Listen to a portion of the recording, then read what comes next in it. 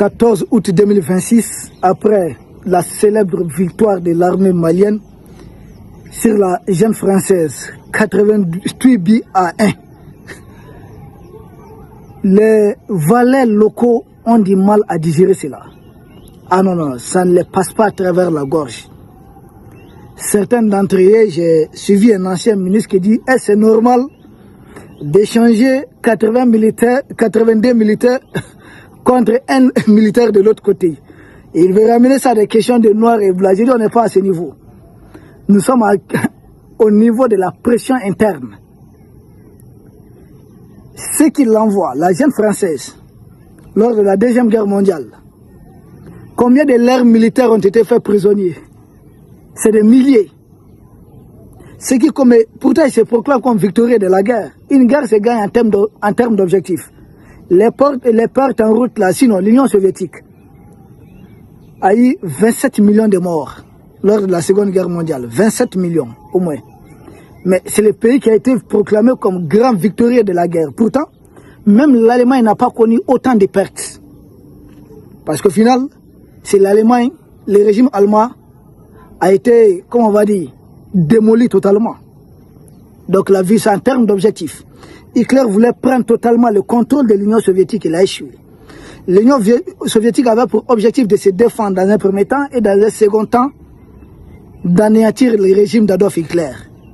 Ils ont réussi. Ils sont sortis victorieux avec 27 millions de morts. Il faudrait que ces ministres apprennent à réfléchir un peu comme ça. Le Vietnam, que nous disons victorieux face aux États-Unis, c'est en termes d'objectifs. Si le Vietnam a eu plus de 2, voire plus de 3 millions de morts. Les Américains n'ont pas 3 millions de morts. 58 000 militaires neutralisés, à peu près 300 000 blessés, beaucoup de disparus, amenant ça même à 1 million de morts. Il y a eu plus de peur du côté du Vietnam que du côté américain. Mais malgré cela, ce sont les Vietnamiens qui sont les vainqueurs. Parce qu'une guerre se gagne en termes d'objectifs. Parce que les Américains avaient pour objectif d'aider le Sud, qui était instrumentalisé par les Américains même, de prendre le dessus sur le Nord-Vietnam. À défaut de cela, diviser le Vietnam en deux, comme c'est le cas avec la Corée du Nord et la Corée du Sud. Ils ont échoué. Le Sud n'a pas pu. Ils ont échoué aussi la partition du pays. Le Nord du Vietnam a unifié le pays. Donc le Vietnam est sorti grand gagnant de la guerre. Si ça peut soulager peut-être cet ancien ministre de la Justice pourtant, qui dit vous échangez 1 contre 82, parce que nous 82, si notre peuple a appris à faire confiance à nos autorités.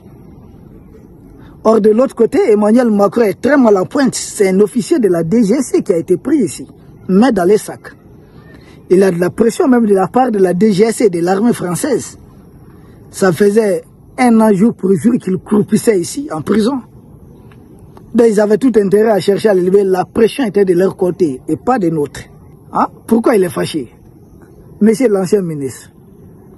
Et d'ailleurs, ils sont fâchés parce qu'ils disent oui, mais il ne faut pas lier les deux événements, libération de l'autre, et puis je dis, hey, ce n'est pas ce qui est dit officiellement. Mais tout homme averti comprend, en tout cas a une capacité d'analyser, comprend, tout homme qui a une certaine capacité d'analyse peut comprendre peut-être ce qui s'est passé. Et pourquoi? Même si les deux événements étaient liés, pourquoi lui il a mal? Ils ont mal parce que lier les deux événements permet de démontrer à la face du monde qu'en réalité il n'y a pas FLA, il n'y a pas GENIM, il n'y a pas IGS, il n'y a que l'armée française en face. Mais l'armée non conventionnelle de la jeune française. Il y a des armées non conventionnelles de certains pays. Tout sauf dire que ces gens-là sont venus de nulle part et autre là, non. Ça, on vient de dépasser ces narratifs. Et ils ont du mal. C'est pourquoi ils font tout pour ne pas lier les deux événements. Mais c'est trop tard pour eux. Ils sont dos au mur. Nous voyons Serge Daniel qui ne cesse de tweeter. Ancien ministre qui ne cesse de tweeter.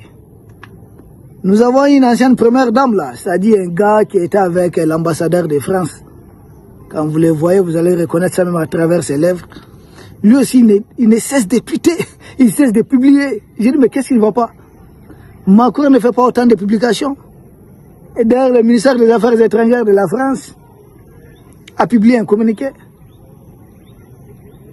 Donc, pourquoi longtemps nous avons refusé de discuter avec eux? Pourquoi maintenant, soudain, on accepte les dialogues? Je dis non.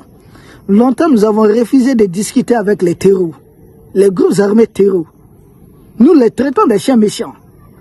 Mais nous avons tout le temps dit être ouverts à des discussions avec leurs maîtres. C'est leur maître qui se cachait, qui faisait comme s'il n'y avait aucun lien avec les groupes armés terreaux. Jusqu'à ce que la jeune française se faisait solliciter pour aider notre pays à combattre les terreaux que la jeune française même a armé depuis la Libye contre nous. C'est essayer de nous infantiliser. Ça ne fonctionne pas comme ça. Donc, ça c'est quoi? Dorénavant, tout le monde sait que les terreaux là ne valent rien. Nous avons dit, nous ne discutons pas avec les terreaux. C'est ça qu'on a tout le temps fait. Accord d'Alger, accord comme ça. Nous n'avons rien gagné parce que le maître qui est tapis dans l'ombre là tirait toujours les ficelles. Et il fallait mettre fin à cela. Nous avons refusé. Nous refusons de discuter avec ces groupes terreaux. C'est pas compliqué. Et nous soutenons la position officielle de nos autorités.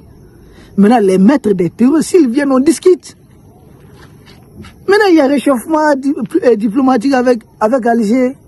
La jeune française qui est venue négocier la libération sans doute de Vigélé à travers un pays tiers. De mon humble avis, c'est le Maroc. Parce que je vois les gens publier beaucoup de pays. Bon, bref. Il ne faut pas que les valeurs locaux, mais je comprends leur inquiétude aussi. Parce que les États défendent leurs intérêts. Nous restons sur notre ligne idéologique.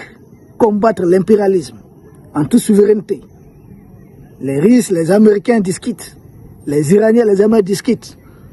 Nous n'allons pas fléchir de notre position. Nous voulons les regarder d'État à État. C'est ce qu'ils refusent. Nous disons à Macron, reviens par la grande porte, on négocie. Tu veux quoi? Qu'est-ce que le Mali gagne? En toute souveraineté. C'est ce qu'il ne veut pas. Pour lui, il faut toujours imposer à la tête de nos États des valets. Des gens qui ne valent rien et qui vont continuer à bafouer, à tout céder, juste pour le confort du pouvoir. C'est là que nous disons net. Et nous ont livré la guerre. Sur tous les angles. Mais ils se rendent compte qu'en réalité, ils ne pourront pas. Sur le plan militaire, ils ne vont pas faire le poids. Nous continuons de résister, nous continuons d'écraser leurs terreaux. Et tous les jours que Dieu fait, il y a des terreaux qui sont neutralisés ici. Les valets locaux, je comprends. Leurs pions, ils ont peur. Parce qu'ils se disent, est-ce qu'ils ne seront pas extradés un jour? Je dis, ne vous inquiétez pas, ça peut arriver sur vous. Les États sont très forts. Quand Macron va s'y plier en rampant, pardonnez, laissez-nous exploiter ça en rampant à quatre pattes.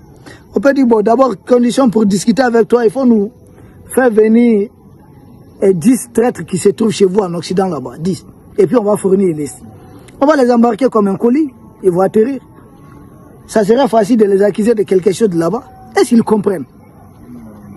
Certains d'entre eux disent, mais vous avez gracié cet homme, mais vous avez pourtant certains de nos militaires ou autres qui étaient en faute, qui sont arrêtés, ils n'ont pas été graciés. J'ai dit, mais faites attention.